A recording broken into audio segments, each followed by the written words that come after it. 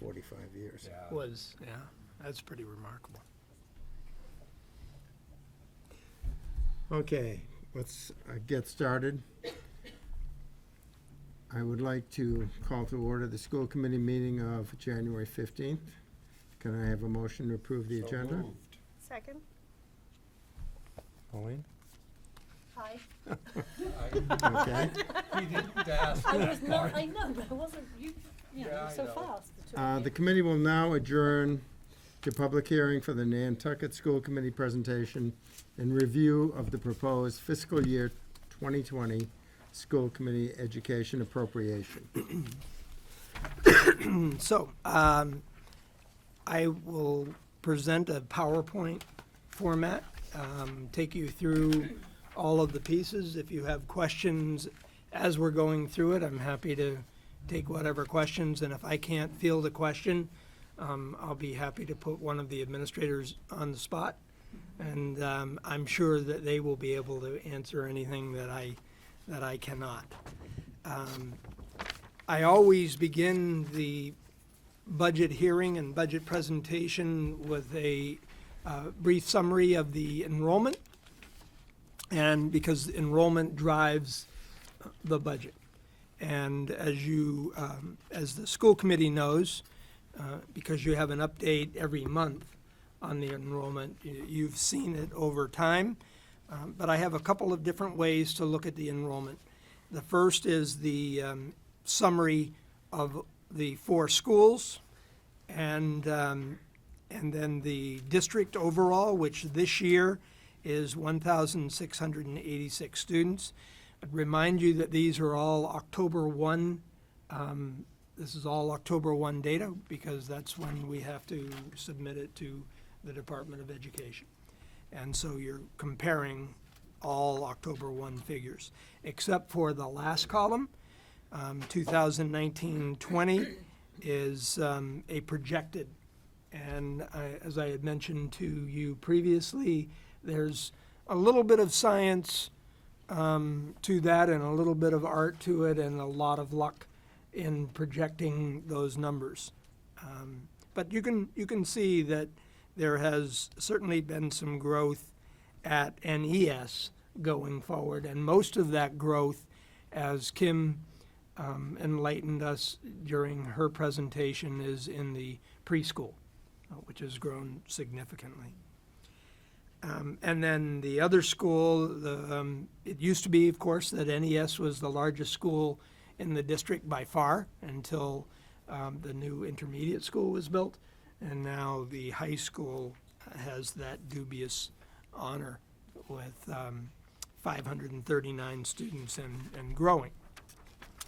The second slide is a slide that I've shared with the school committee many times and other people in the community.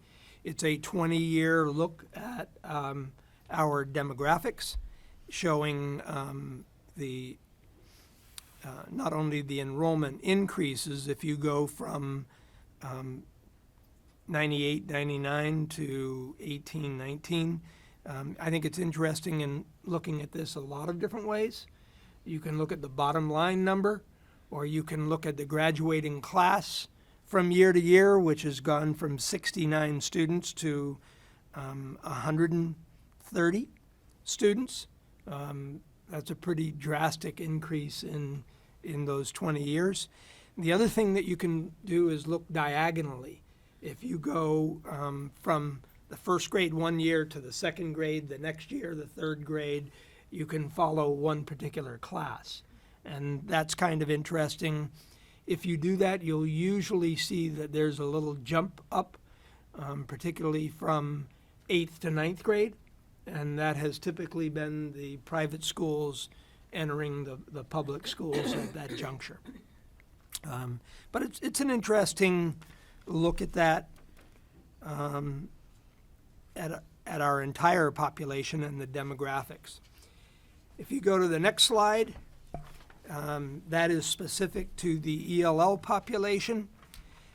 Again, we have an 18-19 actual October 1st of 286 students, but a projection of a slight decrease.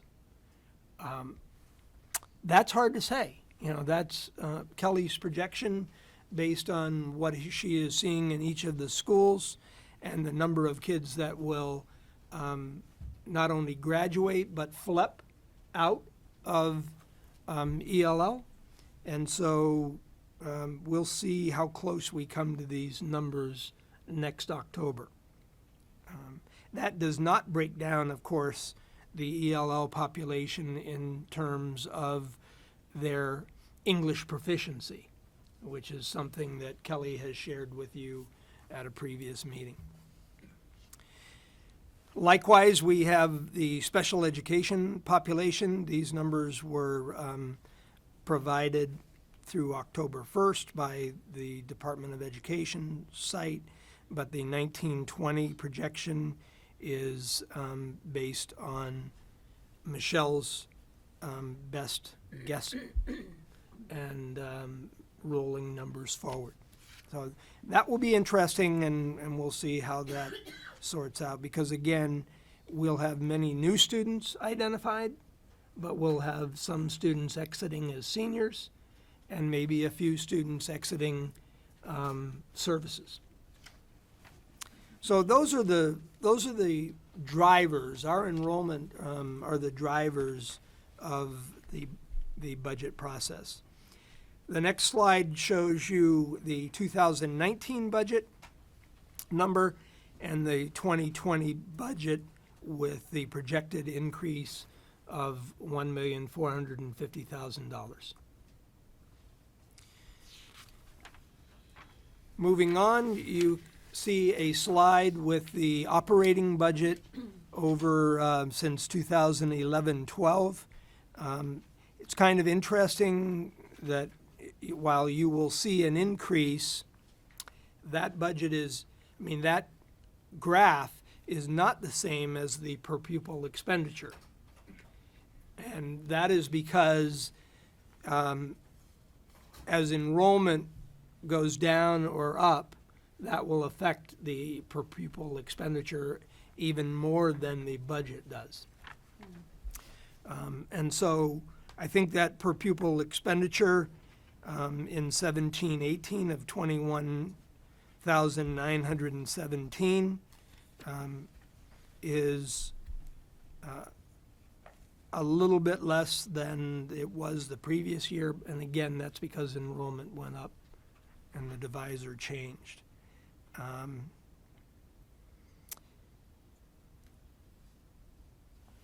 don't know if I'll spend more time on that, but you can go into the website, the Department of Education's website, and you can compare any community in the Commonwealth of Massachusetts with Nantucket.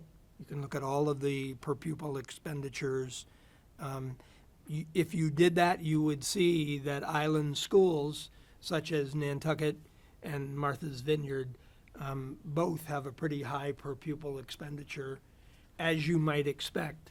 And we've talked about this at school committee before. You have economies of scale that we don't have here, particularly in special education and vocational education, and certainly athletics is another area that would be significantly higher for obvious reasons. Excuse me. Moving on, there's a Chapter 70 historical comparison. This is on a very specific formula created by the Department of Education. Our historical comparison, our Chapter 70 monies have gone up, which is a good thing. Makes it easier for the town to, I think, give us increased appropriation. And then the formula, as I understand it, is changing too. And I'm not sure that you want an hour primer on how that formula is developed. But it's very complex, but it is changing. Martin's on top of that. And maybe some other time you would want to have that explanation and how it's calculated. Federal grants, we've shared this with you previously. We get a little over $600,000 in federal grants, the largest being IDEA, which pays for our some of our special education expenses. And then the second largest is the Title I, which we use for remedial reading. And then smaller amounts for Title II, which typically are professional development funds. We use most of that for our mentoring program. Title III are the funds that we get for based on our count of ELL students. Title IV is safe and drug-free schools, a small amount. I think I've explained that grew to a point 10 years ago and then started decreasing and disappeared about 5 years ago. And it's been in the last 2 years that Title IV has come back to us. We use that for a variety of things. It might be bullying. It might be to help offer any kind of programming. Maybe ASAP has a program, and we try to support our efforts with keeping our schools safe and drug-free. The next two slides, I think you're familiar with. That's the overall budget. It shows the amount and the percentage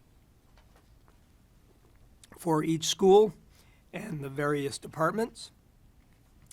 As we presented each school, they gave these to you, so that shouldn't be a surprise. You'll see that NES, NIS, and CPS are pretty close to the same amount, and if you were to compare those to the number of students, it would be pretty close on a per pupil expenditure.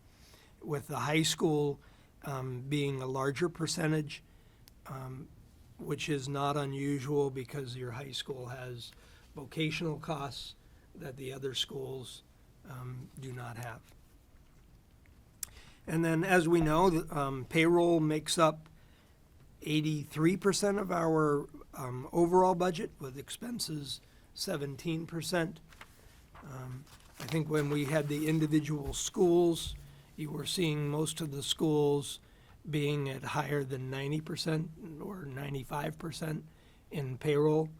And then when you start to add in special education and athletics, then that percentage comes down a little bit. But it's still a great deal of our budget, and should be. The next slide is a slide of the administrative team parameters. These parameters were created in the form of the budget directives developed by the school committee. They're pretty consistent from year to year, looking at district and school goals and strategic plan, basing our budget on enrollment projections, and then asking building principals to identify with their school councils and faculties the essential services for their students. And then for the last several years, we have added the bullet to continue to provide programs that support the physical, social, and emotional development of our children. And I think you will see that in this budget as we talk about some of the things that have been added. We have worked hard to develop budgets that closely reflect actual expenditures. Martin gives each administrator of schools and departments a printout of historical expenditures, so they have a 3-year or 5-year or more if they want it. As you know, we've worked hard to eliminate unnecessary budget transfers. which drive us all crazy in September, October, November, because if you're having a lot of transfers early in the year, you're probably not budgeting properly. But it's very typical to have transfers beginning in, March and April. So you'll start to see that at school committee with the transfers and invoices. There will be an uptick as we identify needs that we have before the school year ends and start shifting some funds. And finally, budget utility expenses. We want to make sure that they more closely reflect actual expenditures over the last 3 years. We've only had now 1 year of data on NIS, so that first year of creating that budget for NIS with electricity and fuel was very challenging. I think Diane did a great job, but we've made some shifts as we've looked at that, and some buildings are being used differently. NES is being used differently now than it was when it was a K-5 school with 700 students.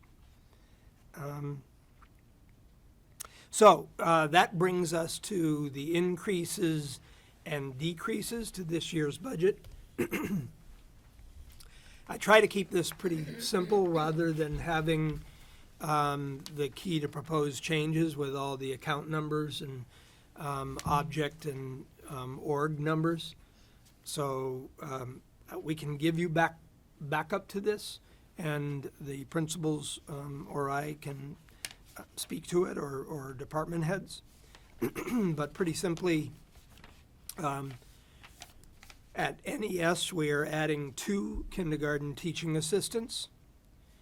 We're adding a 0.2 FTE. FTE stands for full-time equivalents. So we have a preschool teacher this year that is 0.8, and we need to make her full-time next year. And then adding a special education teacher for the options program at NES. Kim explained in her presentation that when NES and NIS split, the options teacher for that school went to NIS to follow a particular group of students. And the first year that was fine because we didn't have a lot of students needing that program. This year we find that we do, and we need to create that program at NES, which will give us a continuum, from K to 12. So that's an important program add. At NIS, Eve Marie described the need for the math coach. We know that math is a challenge in the district, and we need to help our faculty examine best practices and implement best practices. And so that's worked. That's a model that has worked very well this year in English language arts, and we would look to duplicate it. The social worker, just to explain this, right now it shows up at NIS only, but I want to clarify that there is a social worker at NES that is being split this year.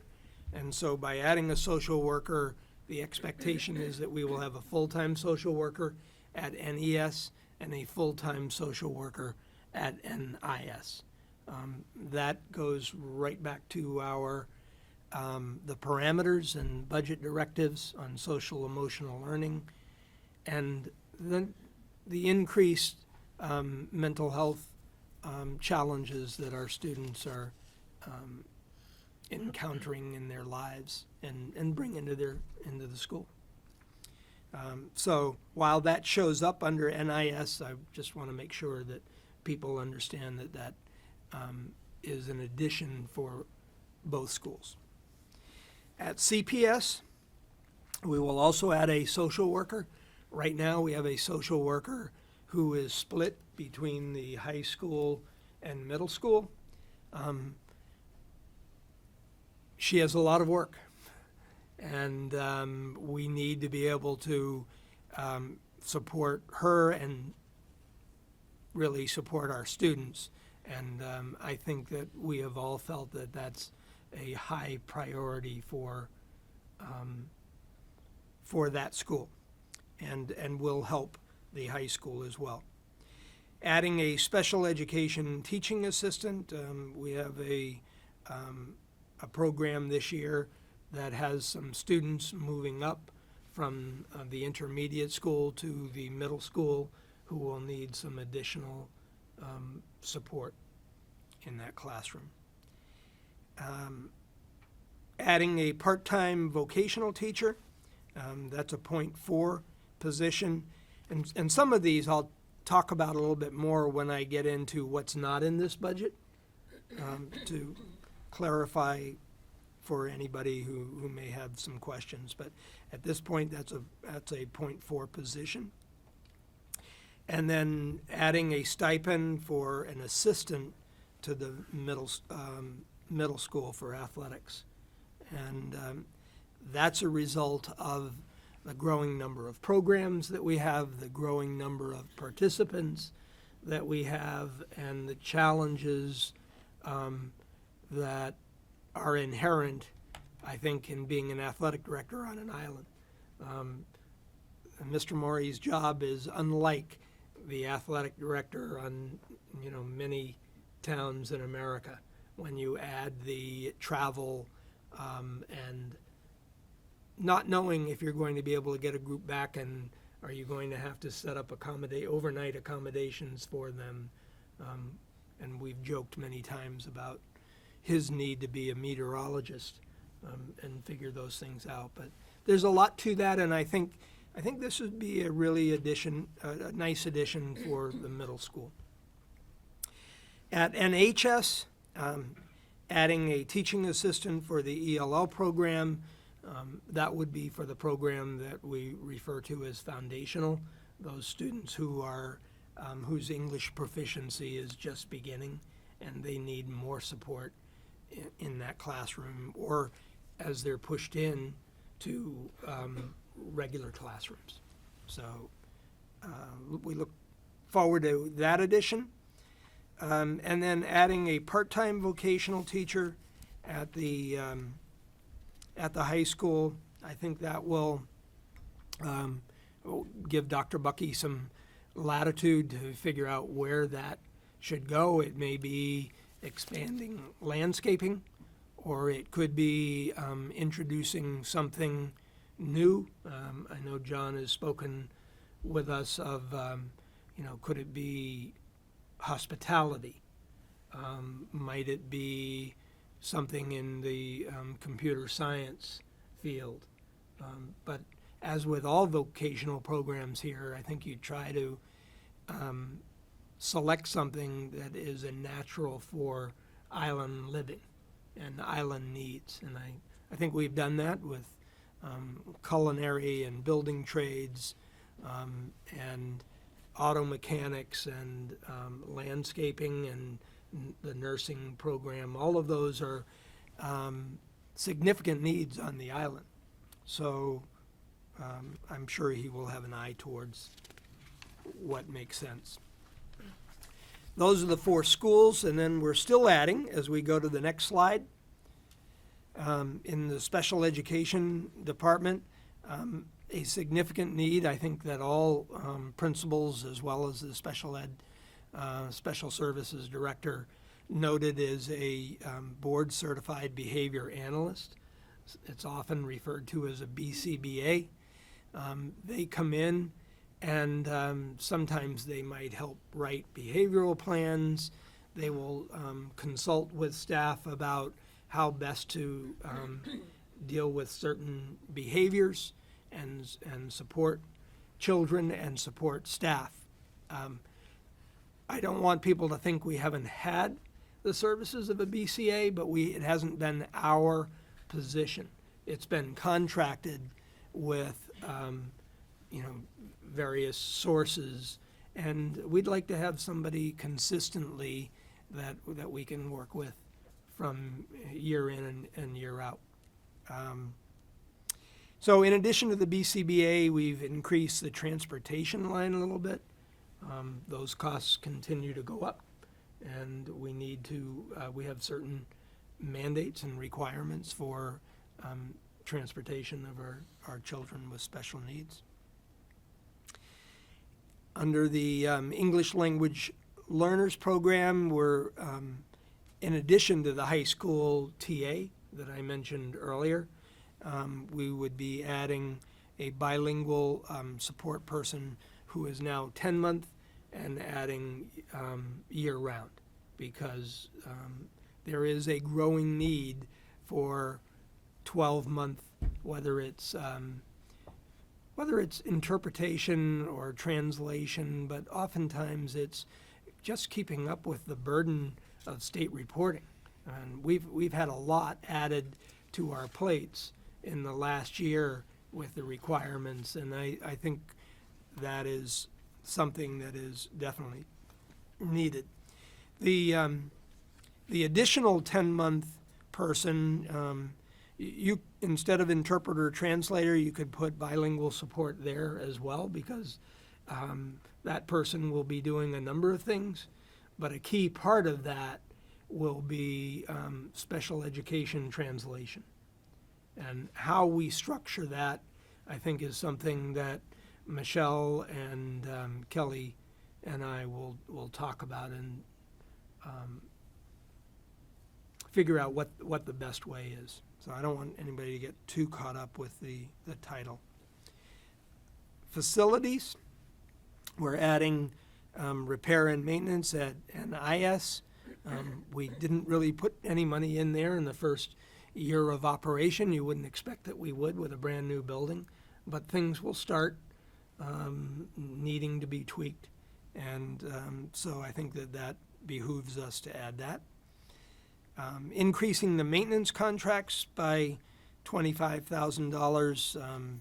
Those are any number of contracts with plumbers or electricians or what have you. And then equipment contracts, an additional $11,500. That money would be for our contracts for printing, for example, which is significant across the school district. And then you see two subtractions. Hooray, Diane. A decrease of funding for electricity at NES and for electricity at the high school.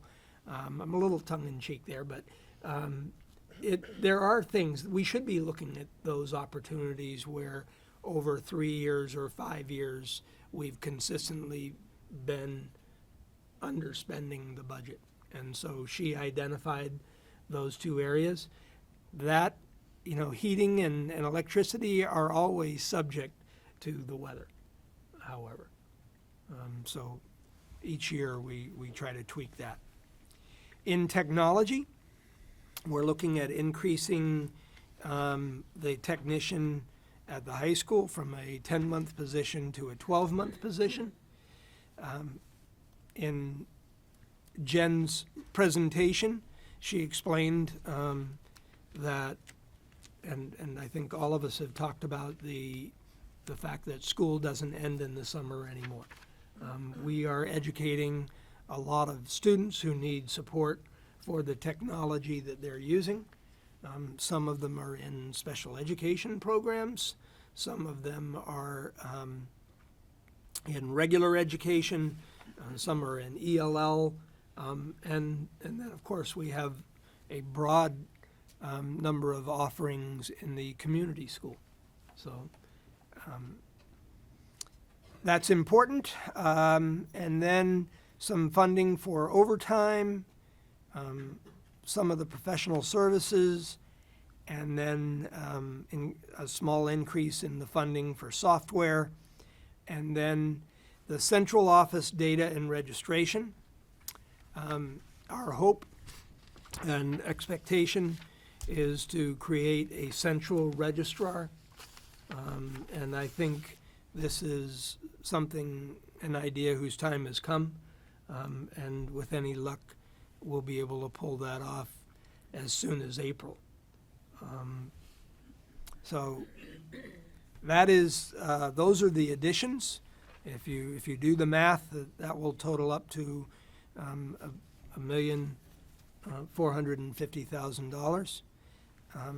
But I think it's important to show and what was requested but is not in this proposed budget.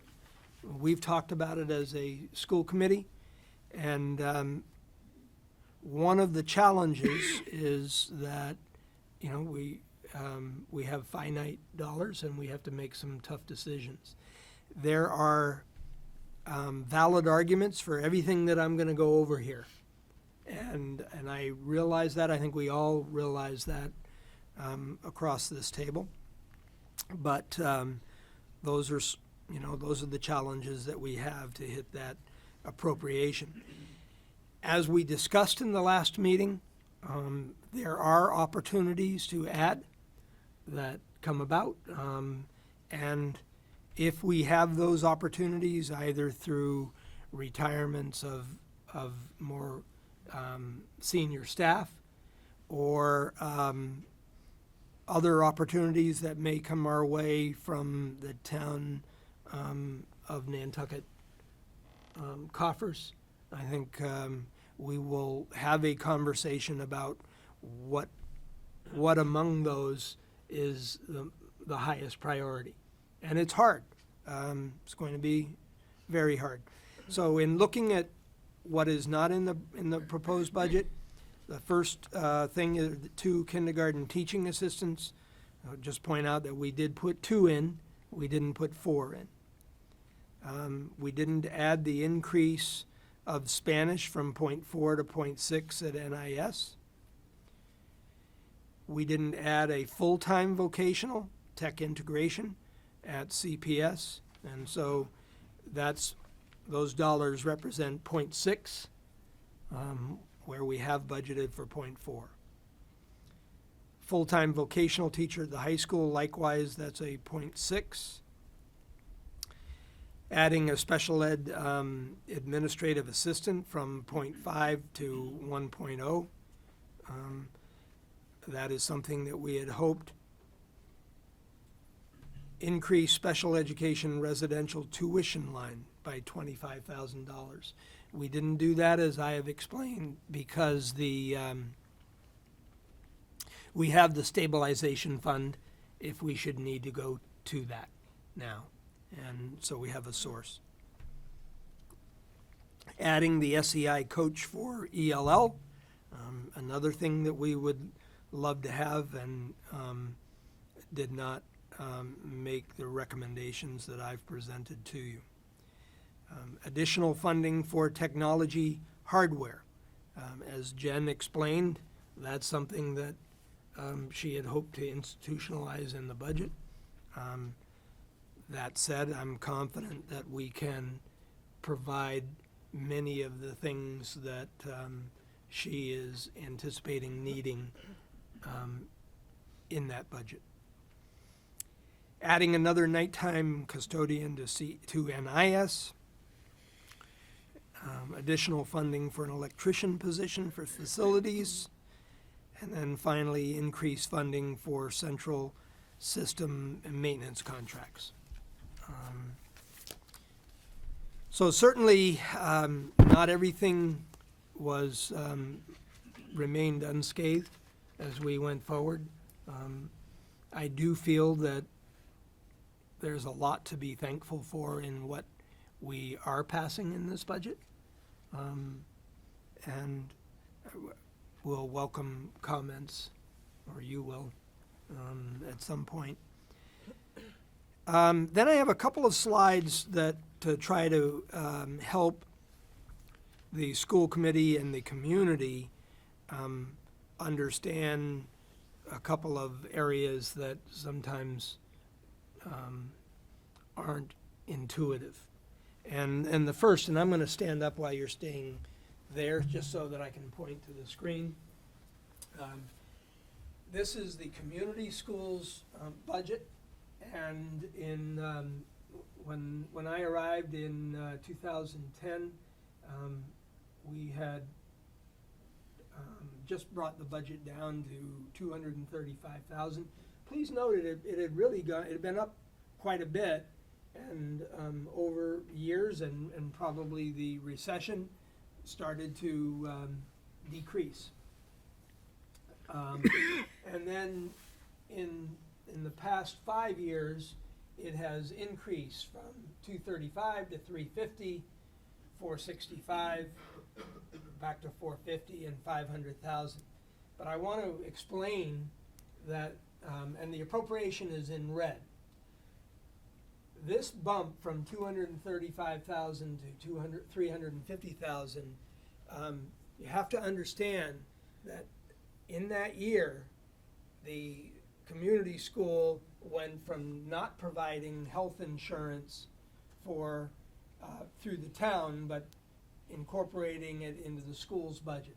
So there was about 100,000 of that immediately was gone to the health insurance. And then we went from 350,000 to 400,000. The extra 65,000 here was for 2 years that we rented space out by the airport, Candlewick Corner, and that was for the early childhood center, because we had the early childhood center in the high school and needed that space for increasing numbers. We moved that program out. Just for those of you who may know or been here for a while, the Community Schools Early Childhood Center, ECC, used to be in the elementary school many years ago. And then it was moved to the high school because of the enrollment in the elementary school, then got moved from the high school to Candlewick Corner, and now I would argue is where it should be, in the elementary school, because those children are coming into the elementary school after that, those early childhood years. And I think it makes acclimating to that building a lot easier. It just makes sense. And so I think that works really well. But for 2 years, that $65,000 that we had to rent, the town worked with us so that it didn't come out of the community schools budget. And now it's gone back from 450,000 to 500,000, and that is based on the MOU with the town of Nantucket for the recreation work that the community school does. And that MOU will be coming to the school committee at the next school committee meeting. So it just shows you that this much is appropriation, but you can see how much is through participant fees. And that is always a concern. I know it was a concern for Pauline, and I know it's a concern for Tracy and Caitlin, because we want to make these programs affordable for our community. And so we are challenged to try to keep those costs down so that everybody who needs it can participate. It's a tough challenge, and I think they've done a good job, and we've increased the gifts and donations.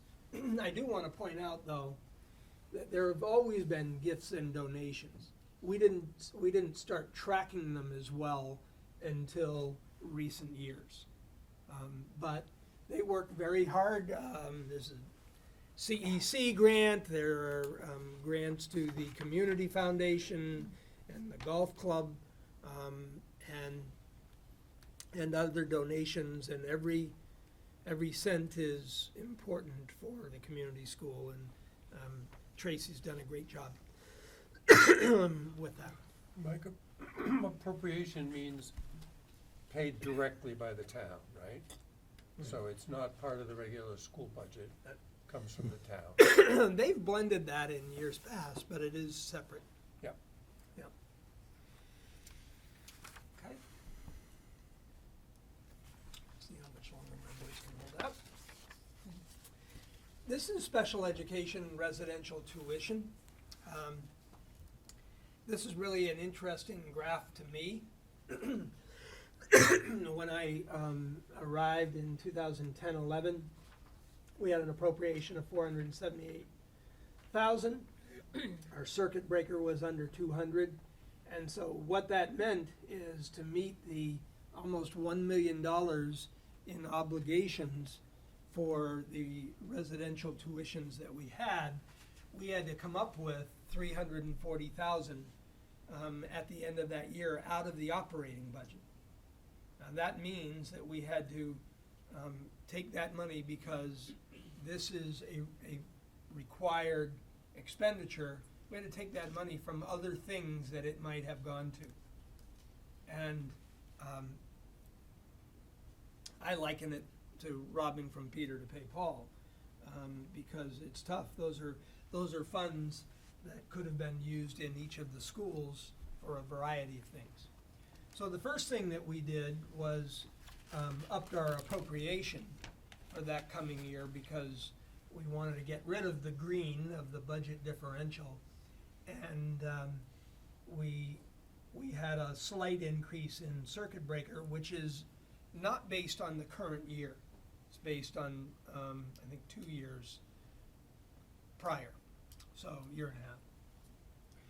So we were able to cut that down, and then now between the appropriation and the circuit breaker, we're where we should be with not having to find funds out of the operating budget for residential, and really with the stabilization fund that's been added, I hope that we would never need to do this again. We would go to that stabilization fund if we had a student that we didn't know to budget for.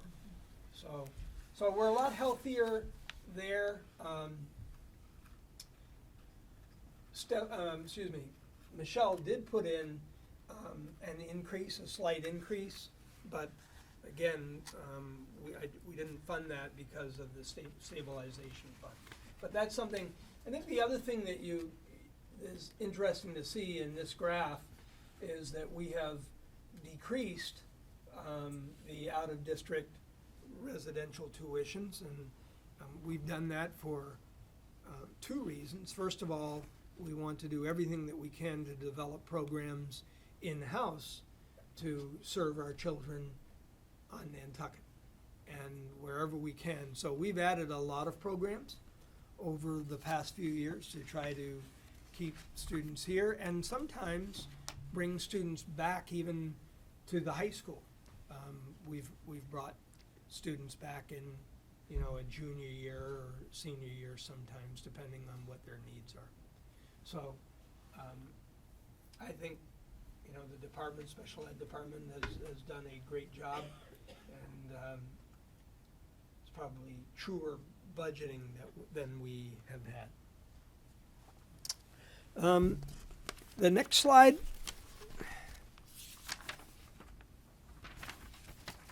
is what we will accomplish with this budget.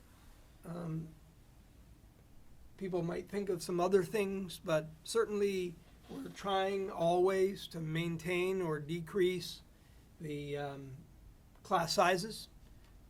The biggest problems right now in terms of class size typically appear in our unified arts, and that's a concern as those classes, and I'm speaking of, music, art, PE, those classes, can be challenging when you have 30, 35 kids in it. Greater support for kindergarten students, certainly have provided that. Maybe not all that we would like, but certainly greater support. Greater support for math instruction. Increase in social workers. Now we will have one in each school, in addition to guidance counselors, school psychologists, and other support staff, and increased staffing, support, related services for students with special needs, and additional translation and interpretation, and supports for ELL students and their parents. And then finally, more computer technician time to support all of the devices that we have been adding over the years. And, we've had presentation on just how many of those devices there are. This time I'm gonna pause, and I do have some information on the capital presentation that I'd like to do, but I don't know if you want me to keep going or give a pause on the operating budget. Why don't we go into the capital? Okay. We have presented to the capital committee a number of capital requests for the coming year. This shows you in one slide all of the requests that we have. The first one at the top is building improvements. Then the Bacchus Lane field improvements, central office addition, handheld radios, the master plan for the NPS campus, and then property acquisition. So if you move forward, I'll go touch on each one as we go. And these are slides that Diane prepared for the capital committee, just to give examples in each of the areas. The first request, as I noted, was for $300,000 for NPS building improvements. Diane has moved us, instead of asking for building improvements for one school, to roll them all into NPS, giving us the greatest flexibility to determine where we need to, what we need to do and allot the dollars for. Here are some examples from flooring. The cabinetry in the elementary school is definitely showing its age. And I'm not sure exactly what the solution will be, whether it's going to be facing or, building them anew. And if it's building them anew, that probably will have to be staged as we go through. Exterior windows being painted. I think Diane and the administrators have done a really good job, and the building supervisors of identifying those things that need to be addressed, but it's never ending. As you do painting on an exterior here or a roof here, you have 4 buildings now and outbuildings, and so it's a constant cycle of building improvements for all of our schools. Siding, rarely do you do an entire school at one time, but it seems like a different side each year needs to be done. So I think that they've done a good job. That will be a recurring request every year.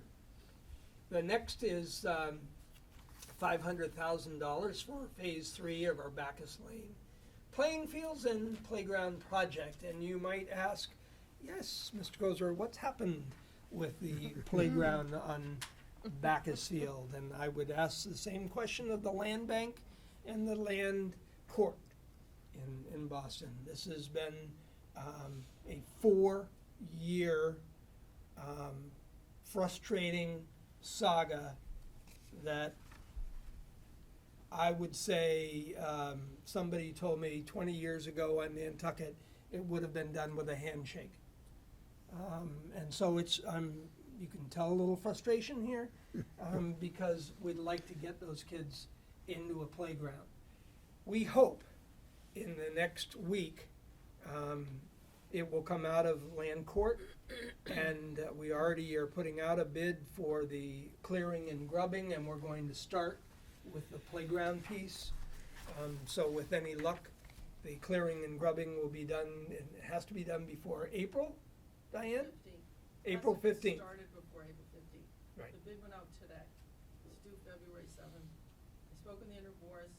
He told me we have a really good chance of obtaining the property before that, so I let it go. Yeah.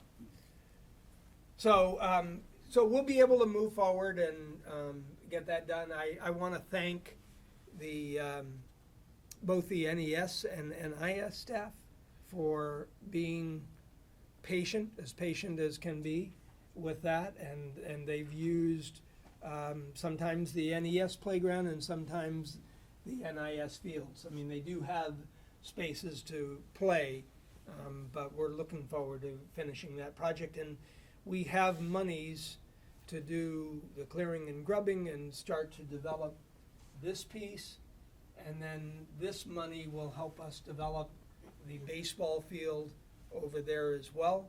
And when the baseball field is done, then there'll be an opportunity to do something behind the high school. So, moving forward, although at a snail's pace, this is the central office edition. What we're trying to do is bring the special education department back over to, or over to the teen center. As you know, special education was in the back of the high school, and my office was in the back of the high school. We moved out to give the high school space, and then special ed moved in there, and then they moved out to give the high school a little bit more space, which they clearly needed. But we need to get them back into a true central office, both for functioning and to create the space that we want for universal preschool.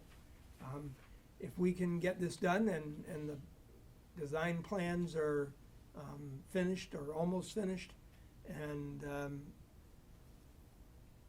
this won't be done in time for September, but I think it could be done, possibly by January. And so I think that would be welcomed by the next superintendent, and it will bring consolidate services. So the special ed department will be moving into the area that Logan and Michelle and Sarah Erickson are in right now, and then we'll be moving other people around. This would be the superintendent's office, a nice conference room, and then spaces for ELL and facilities and administrative assistants. And then technology would move upstairs to where my office is now. So you're really bringing people together and creating more space in each of your schools. So I think it's a good project, and we're excited about that. The next project is the radios. This is the replacement of all handheld radios campus-wide. The figure staggered me a little bit, I'll be honest. But I've been assured that that's what it's going to cost, and we have a lot of units, 100 units across the district. So looking forward to having that done, and we can move very quickly on that if once the budget is approved and have it ready for July as we begin to roll out the next year. Then we need, this once said athletic complex, and it's been changed, rightly so, by Diane and me in our thinking, because we really need a campus-wide master plan. It's not just about athletics.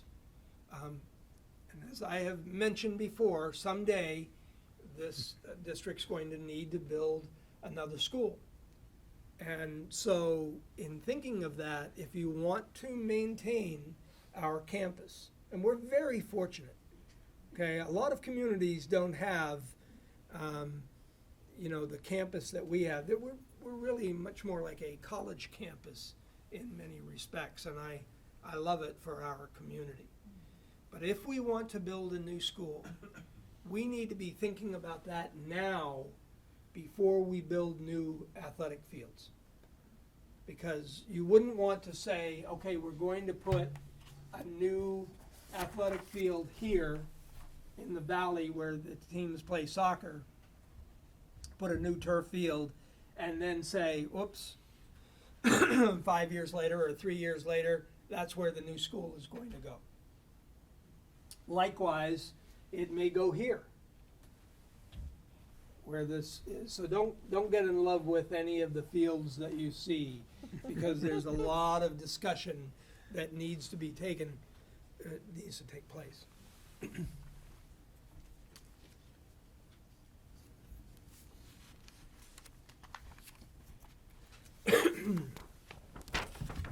Would you go back 2 slides for me, please?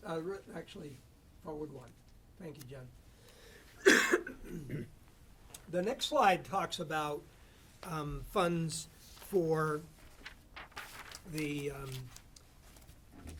possible purchase of properties. And this is something I'm really excited about and really appreciative that the town has started to put $500,000, and we've encouraged them to put $500,000 aside every year to start to build this revolver. Because someday, different properties that are contiguous with our site will become available. And we need to be able to move forward quickly if and when that happens. So you can imagine, and if I look at this one, these are all non-school sites. This is a non-school site. These are non-school properties. And so I would never suggest that the school district use eminent domain to take any of those sites. I think that makes for bad neighbors and hard feelings. But a first right of refusal, or making it known that if they become available, we would love people to talk to us. Because your options are different if you own these sites for what you might do for a new building. You could still decide to put a building here, but then all of a sudden you have field options elsewhere. Okay, or to totally scare people, if you ever closed First Way and had all of this, there are completely different options. And who knows what's going to happen, but the more things that you have in your hip pocket in terms of options, the better. So it's really a master plan, and then the property acquisition. So we were really happy that the town had decided to include that in the cap. Okay, that concludes. Do we have any questions from the public? Okay, any further questions from the committee? Just a couple, if I may. Remind me where I think we added a position or a partial position in the pre-K, didn't we, recently because of the growing numbers? We did. Okay, so that, And that's still in there. that's still in there, Yep. yes. And so that .2 will then make that teacher become a full-time, as you said, right? Right. I know we just learned at the last meeting of these suggested changes in the budget. Mhm. My question would be, have you had a chance to talk with Kim, and has Kim had a chance to speak with the kindergarten team to see how that might pull out with the 4 going to 2? Because you will end up having 4 TAs actually, right? Because you have 2 TAs that are in 2 classes now? So we have 2 classrooms that have special ed teacher and a TA. So they have 2 adults in 2 rooms already. Yep. And they flip-flop the sped teacher and the TA. And so to go to 2 TAs would mean it's a halftime TA in each of the other 4 rooms. Okay, so half a So- day or something like that is Right. what, okay, all right. Thank you. And yes, we've discussed. The behavior analysis person, will they be in the classrooms working with students? Are you seeing it as a possibility? I'm gonna let Michelle speak to that. I'm not sure that how much they're working with students and as opposed to working with faculty, but. So one of our consulting PCBAs does work with students a little bit directly, more to model, I think, for Mhm. professionals. But the main role of the position is for consulting with staff and, as Superintendent Kozor mentioned, to write behavioral intervention plans, conduct functional behavioral assessments, do some training, be available for problem solving, troubleshooting, and also consulting with parents as well. So it's a relatively small number of students. It wouldn't be like, for everyone, but for students with autism, students with behavioral concerns, social Mhm. emotional issues. Might that position also provide some wraparound services, if that's the correct, like home visits and stuff with the parents for parent So support? we haven't really fleshed it out, but it is a,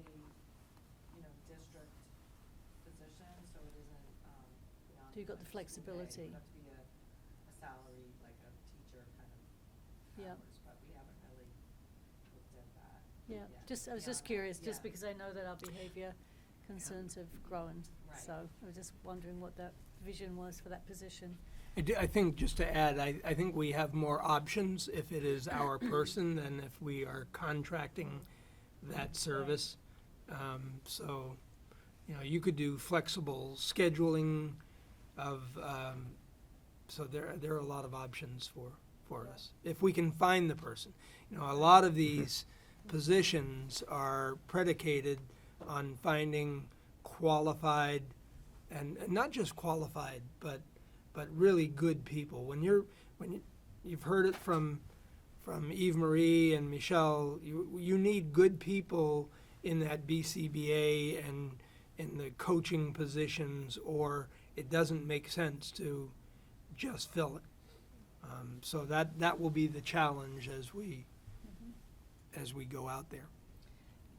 With the capital funding, you mentioned moving special education over. What's happening with the REL director and also community school? Is that going to remain in the NES? EL would come over to the central office, Okay. ELL, and her support staff. Community school, I would see as staying at NES. I think I really like that they're right next to the ECC, Yeah. and they support that program so much, and they use the NES gym a lot for activities. I think it's a good place for them. Someday, I don't know. If you grew to needing 7 classes for each grade, you're going to be challenged, and I think that's why, as you look at the campus-wide and think about a future school, there are all sorts of considerations. Do we do you build a new middle school? Do you bring second grade into the intermediate school and 5th grade into the middle school? There are just so many combinations and permutations. But the place that you can't grow NES too much more, and so someday if you go to 7 per class, we've built that flexibility into the intermediate school. They have 7 classrooms in each cluster, but if Kim were to have to find 7 of each class, she'd be challenged today. I would venture to do that. So all of that goes into the thinking of your capital.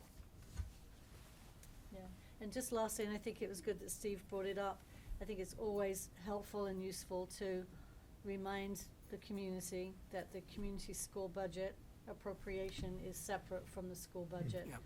I learned that the hard way when we were going through cuts, and of course, I literally went around to everybody's staff meetings. The principal kindly let me go in, and we were at the top of everyone's list to cut, which I understand, but our job was to educate our staff and district to say that it doesn't, it's not gonna have an impact on cutting the Right. community school to the school, but I think it's an important part, so I was glad you brought that up. And that's it, I'm done, thank you.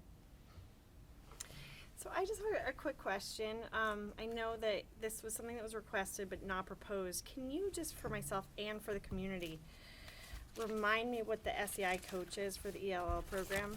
Because I think community members reading that, and I could use a reminder myself. It would be nice to Yeah, know the I was impact. talking to, with Kelly today about that, as a matter of fact, and we were wondering if we should have written it as ELL coach, because not as many people are familiar with the SEI Right. term. But it would be to coach both ELL teachers in how to best, in best practices and instructional practices and implementing those practices, but also regular ed teachers to help them know how to better serve and to implement the training, the SEI training that they've had. And there's a big difference between having what used to be the category training and then became retail and SEI, and then implementing it in the classroom. And I think that's where we have a lot of work to do in our district. You know, it's hard. It's hard work. So is it something that we would like to have? Sure. And that coach was intended district-wide? No, I think it was more to focus at the elementary school or schools, because that's where the greatest numbers are. And typically, not always, but typically where you have the largest number of lower proficiency. So having them, you know, that's sort of the pay it forward. The more work that you do at an earlier age, the more success students will have as they go through. I'm sure Kelly and other people would say we'd love to have a coach at every school. And will that happen someday? Probably, depending on how our numbers,